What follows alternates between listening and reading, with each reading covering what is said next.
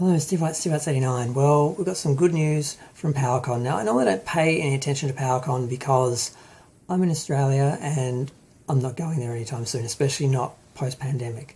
But this year, they made a couple of announcements that were interesting. The first one is some good news. Basically, the Origins line is going to continue. There were rumours that it wasn't going to continue, that they were selling a lot on discount and they weren't selling, and there were ones sitting on the shelves and that, which is true for some of the figures, but the line as a whole is successful and they are going to be continuing it. I think they've confirmed it's going to run through to 2023 at least, so that's good.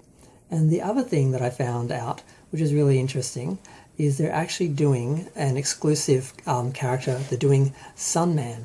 Now, Sunman was originally a character from a line called Rulers of the Sun, which was created by a mother. Her son came to her and said, I can't be a superhero because I'm black, because all the superheroes are white. And she's like, well, F this. I'm going to create my own line of characters that are just like the He-Man figures with the same build, and they're all going to be minorities, except for the one token white guy, who kind of looks like Dolph Lundgren. So they're Asian and black and alien characters and that, because the original He-Man line really only had Jitsu originally that wasn't, out of the humanoid characters, it was really only Jitsu that was not white. All the rest were white.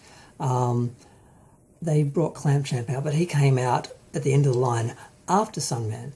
So, and one of the arguments for Revelations was, why did they race swap some of the characters when they could have just expanded some of the black characters that already existed, like Clamp Champ and that.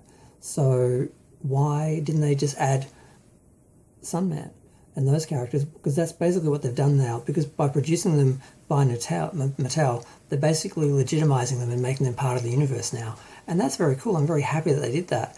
But they could have done it with the TV show as well, rather than giving people hand-me-downs as representation. They could have expanded the characters that already existed and created new characters. But maybe they will. Maybe they'll add them later on. But I'm glad they're doing it. It's interesting. They're doing a bunch of figures.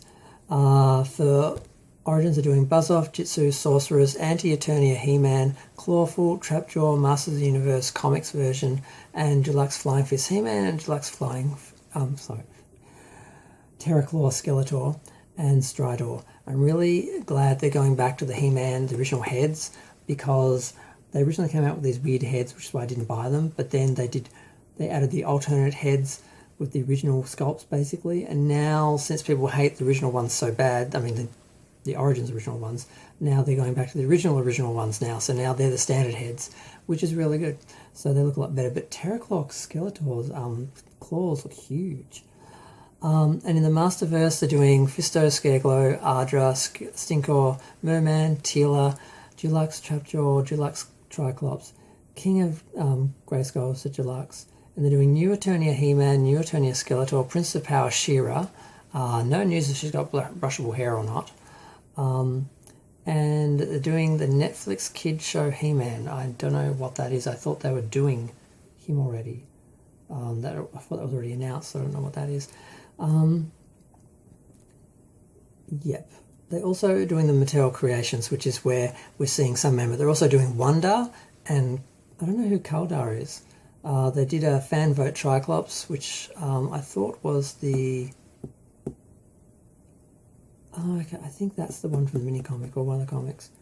And yeah, I'm really looking forward to Wonder, because I was going to try and make my own Wonder, but I'm just going to buy the Origins one.